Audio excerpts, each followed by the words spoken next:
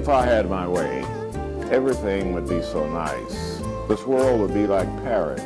No, it would be a paradise. No one would ever have to say, I'm gonna get my wish someday.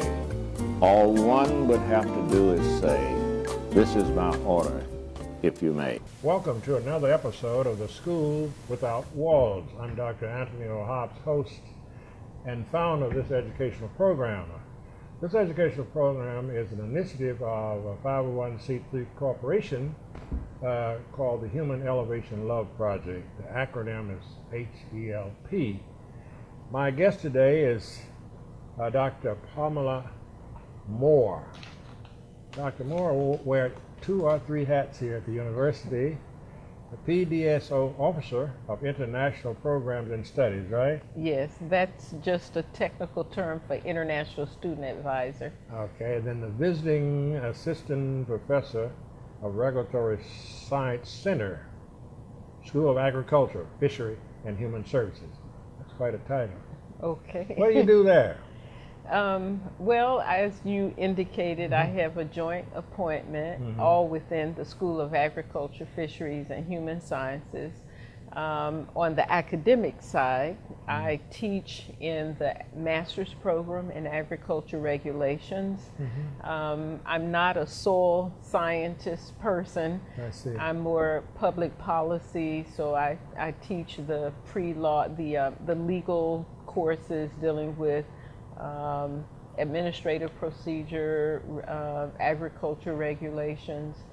And then I also have a position with the Office of International Programs, and through that position I'm actually of service to the entire academic community, advising international students, working on visa related issues for international students, and right now particularly as a part of this year's International Education Week, we're trying to increase the number of our study and travel abroad programs.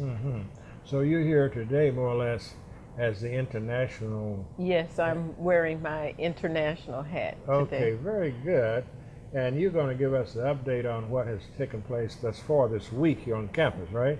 Yes, well, Okay. actually today is the first day of International Education Week.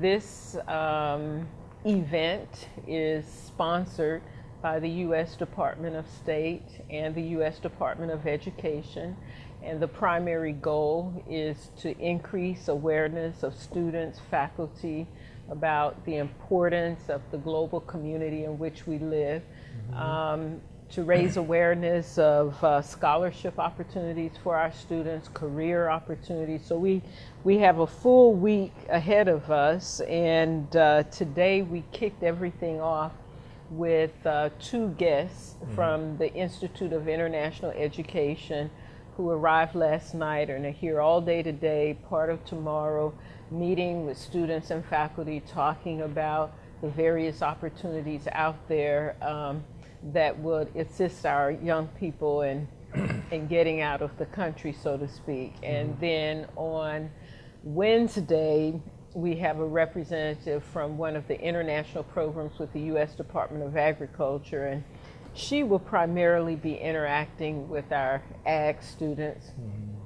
And on Thursday, we will have representatives from the U.S. Peace Corps and the Clinton School of Public Service. I see. Now, how many community adults benefit from what you just told us?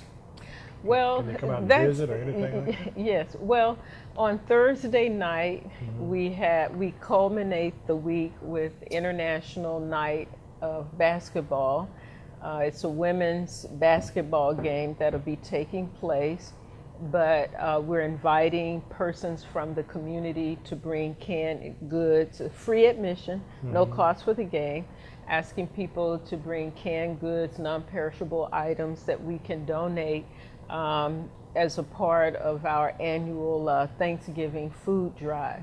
Apart from that, I see this program as part of our outreach because we really need to reach out to the community at large, our schools, junior high and high schools, and really get people thinking about this international world in which we live, even before they come to the college campus. I see.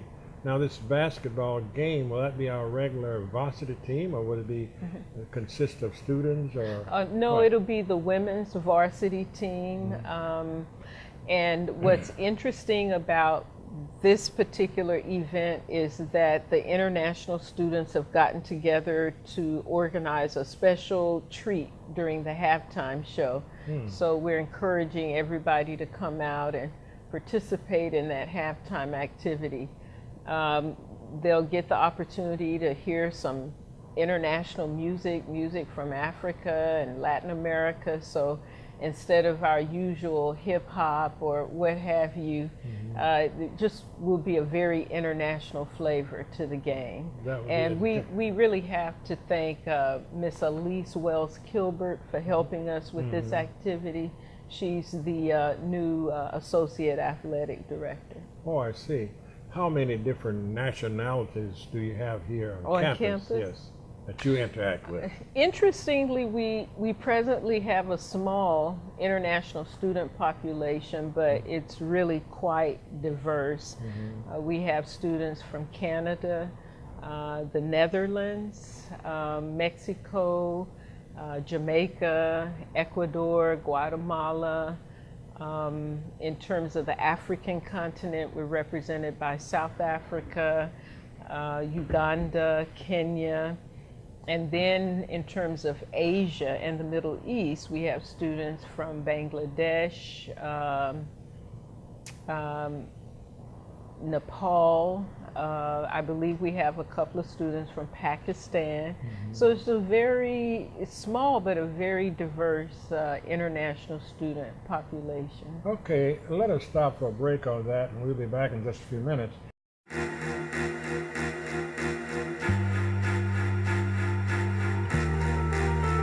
Coming home can be hard if you're a veteran of Iraq or Afghanistan. You may feel like you're all alone.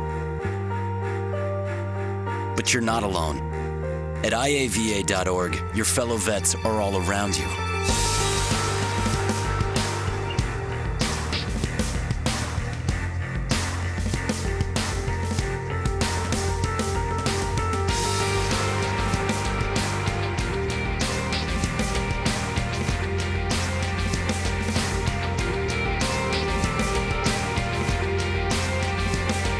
Join our free online community, get the resources you need, and connect to other vets who know where you're coming from.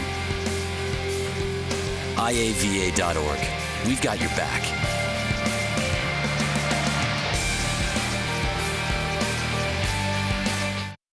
My mama always said, life is like a box of chocolate. You never know what you're gonna get. Lions, tigers, bears, oh my! I am Spartacus. You had me at hello. You had me at hello. I could have been a contender. You can't handle the truth. E.T. phone home. Tenne mite gattio kako. Mite gattio.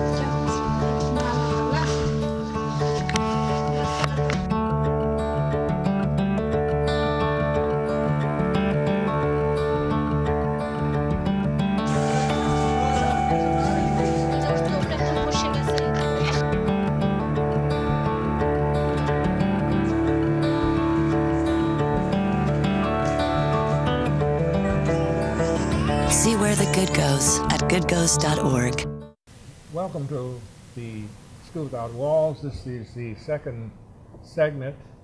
I've just finished talking with Dr. Pamela Moore, so I have one of our guests, Mr. Lee Rivers, who's Assistant Manager, Outreach and Special Projects for the Institute of International Education. He's here on campus. You're here on campus this week, and we're glad to have you with us. And I understand that you have quite a bit of information pertaining to scholarships and things of that nature. Since we only have about 6 minutes, would you just proceed in telling us, the young people, how they might go about to get connected with these scholarships? Absolutely. Well, just thank you for having me here on campus. This is a pleasure to really be here. So I work with the Institute of International Education, and we are a nonprofit private organization that was founded back in 1919. So have a rich history of being able to help students and scholars just exchange ideas and help individuals go abroad for research study opportunities, as well as individuals come here to the States for the same pursuits. So it's a large organization that does a lot of really great work. I primarily focus my attention and my work on student exchange programs. Student exchange. Correct. So opportunities for U.S. citizens to go abroad, to do research, to study, to do internships, volunteer work, those sorts of projects. Oh, excellent, excellent. And so the programs that I really want to focus my attention on while I'm here on campus is first the Benjamin A. Gilman International Scholarship Program. Okay. This is a program that it's in its 11th year of operation and has had a lot of success. This is a program that is for undergraduate students who have a desire to study abroad to be able to have the financial assistance to do so. I'm a huge fan of this program, not only because I work with the Institute, but I was a Gilman Scholar. Oh, is that right? That's correct. Where did you go, by the way? What foreign country did you study in? I studied in Australia. Oh, is that right? Yes, sir. I've always wanted to go there. Tell me an just amazing a little country. bit about the geography. You traveled some, I suppose. And I did. Tell me a little bit about the sights that you saw there. Well, it was an amazing opportunity. And while I was there, I had the opportunity to travel as far north as Cairns, and which is near the Great Barrier Reef. And so while we were there, able to really take in that scenery. And then traveled all along the eastern coast as far south as Sydney and then Melbourne, where the Great Ocean Road is. It's just a highway that winds along just the beautiful scenery of the water there. Let me ask you this, since time is pressing. Did you get a chance to see any of the original Aborigines?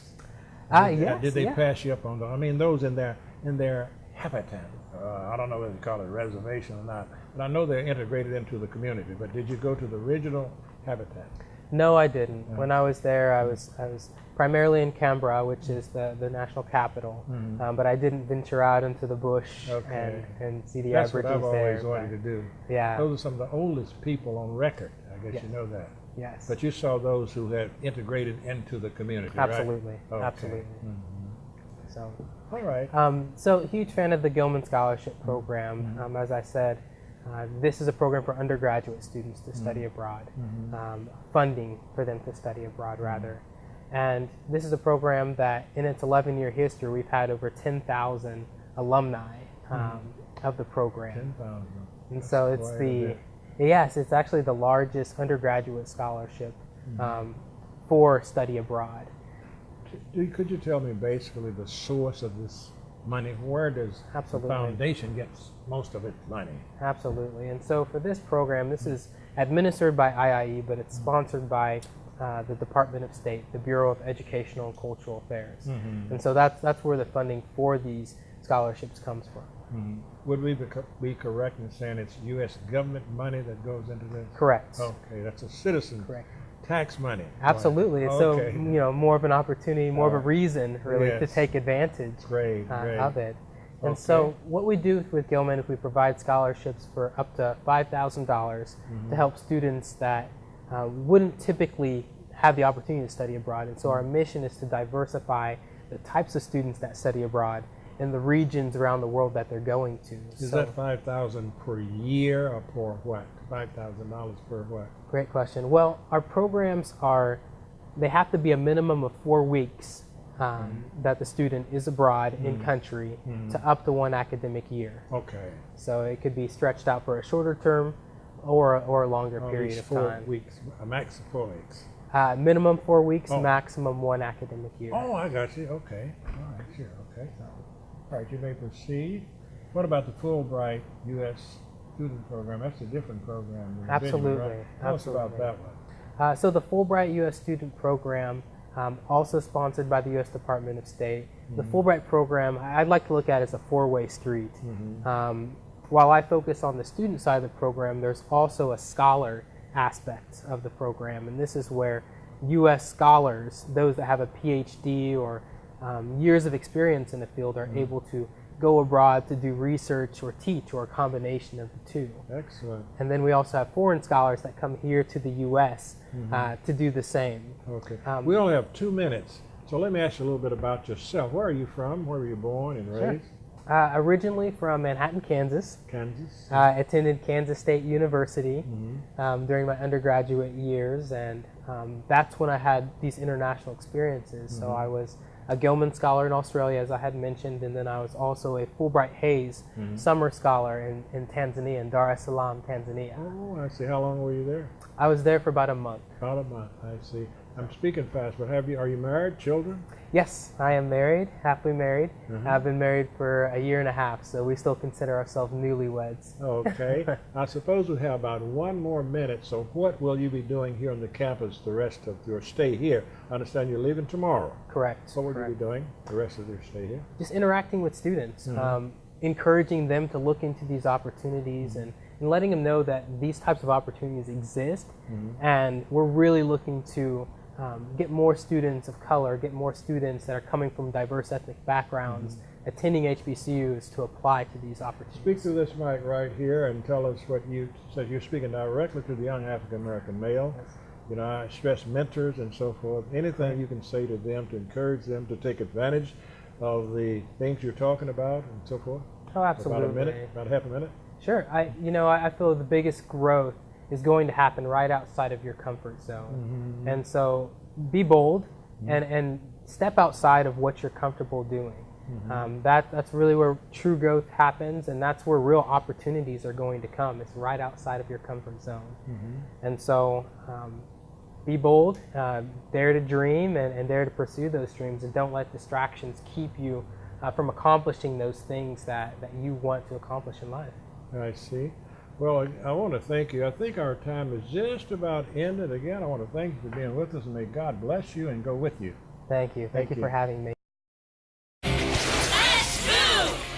When it's time for lunch, a sandwich is a quick and easy choice. And with the right ingredients, it can be good and good for you.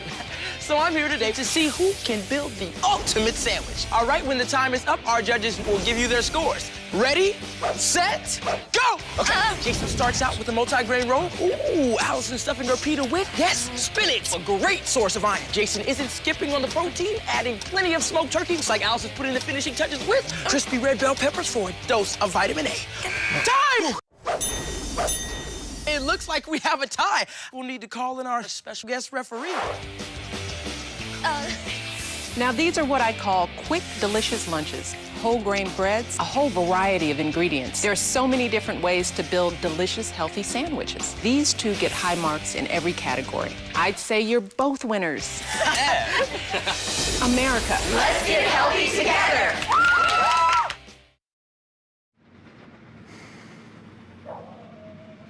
I look up to a lot of the older heads, you know, the innovators, the heads of the art movements of the past. They kept it really edgy, and like a lot of the Latin American muralists and Latin American artists, and their styles were very unique and new to their time. You know, somewhat controversial, but that's who I look up to mainly. Personally, I'm very excited about going to college. It's something new and it's something different than what I'm used to. I'm definitely going to be a little out of my element, but that's what makes it so exciting, is that, you know, it's something fresh. Well, there's so many opportunities that I think I could miss out on if I didn't go, you know? Getting into college takes planning and vision. You know, it's just like when I take a brick wall and turn it into a canvas for my art. Paintings help me realize that I've got what it takes. Those of you who just joined us, I'm Antony Hobbs, host of this educational program called The School Without Walls. My guest in this segment is Miss Michelle Williams, Fulbright Student Program Alumni Ambassador. You're a graduate of Florida A&M University. Okay, and tell us a little bit about your university and about your travels to Ghana and et cetera, and et cetera. Okay, well, I'm a proud graduate of Florida A&M University, where I got my bachelor's and my master's in public health degree. Eventually ended up working and teaching there as well. In 2010, I went to Ghana as a Fulbright student scholar, where I did a project focusing on looking at how to develop culturally relevant cervical cancer education information. Okay, how long were you there? I was there for about 10 months. About 10 months. So you got quite an experience there. You want to tell us a little bit more about you traveled to the countryside, or you just stayed within a city? Well, I was located primarily in Kumasi, which is in the interior of Ghana. I did get to travel a little bit between Accra, which is the capital, and that's on the coast. And when I was there before, I had gone to Ghana previously for about 6 weeks. I did get to see a little bit more of the country, actually. What type of program carried you there? Or? It was a National Institute of Health program where I got to do a project similar to what I did for my Fulbright. So your major is health then, am I correct? Yes, public health. Public health, that's wonderful. You mentioned teaching. How did you do public school teaching, or were you teaching in a hospital setting, or where? I've taught at several different universities. Right now I teach at the University of Alabama.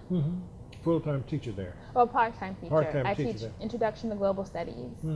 How about that? I taught global studies once upon a time. It's very interesting, it isn't is. it? I really learning a lot. I like global studies. You learn so much about the world. Now, tell me, you're here as our guest, working with Dr. Moore primarily. Tell us what you have done so far. Well, I've gotten the opportunity to speak to several classes with very interested students who are interested in doing travel and study abroad programs, and I'm just telling them about my experience and really trying to motivate them to go out and experience something new. That is very, very interesting. Now, how long will you be here? We'll be here until tomorrow afternoon around 12 o'clock. About 12 o'clock. Now, what is your agenda for tomorrow? Tomorrow, we're going to be speaking to another class in the morning, and then we have an open forum talking about travel abroad in the afternoon, or in early afternoon. I see. I'm certainly sorry Dr. Moore didn't get you to my class. I got to get on her about this. Look, tell me a little bit about your background. Where were you born and raised and so forth? Sure, I'm a military brat. My dad was in the Army. So I was born in Georgia, but I've lived in 3 different cities in Germany. I've lived in Maryland, Texas, Virginia, South Carolina, Florida, Ghana, and now Alabama. How long did you live in Germany? We lived there for a total of 6 years. Oh, sprechen Sie Dutch, huh? No. That was a long time ago. I'm in foreign languages, so I just like to tease and carry on with that. So you've had a rich experience, right?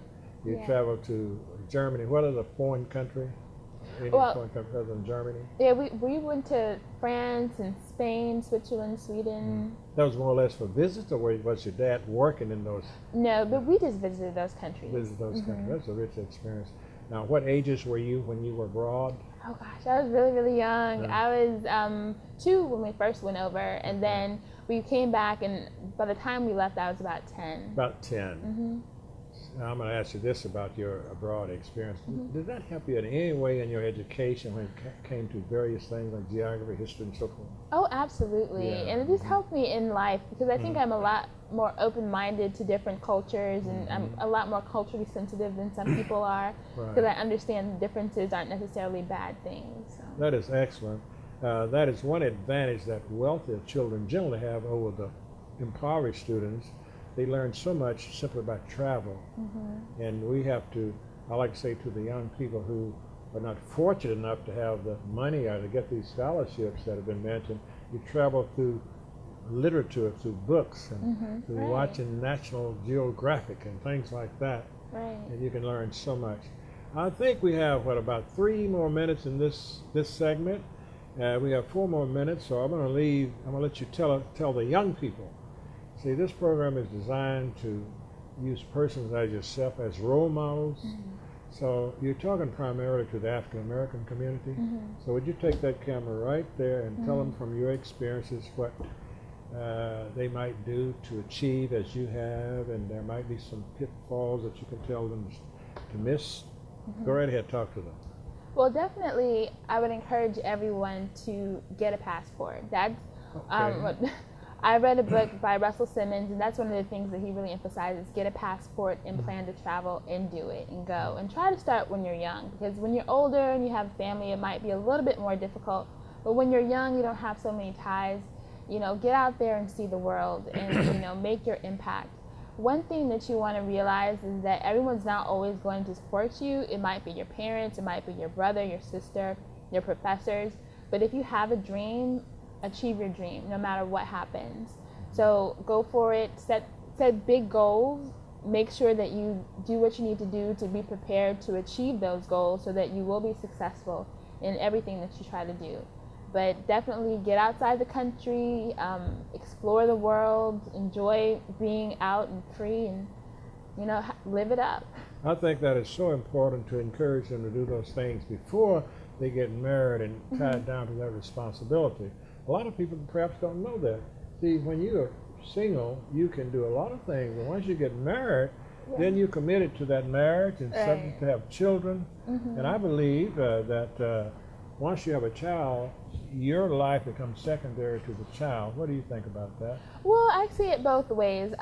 Being single, you know, I can do what I want to do and I feel like it. But also, a person that went when I was doing my Fulbright, you know, she had just had a baby and she was married and she brought her family with her. So she did. It is possible, but I do think it might be a little bit easier. I think it'd be a lot easier. See, if you have one person to take care of, that's easier than taking care of an invalid and two, right?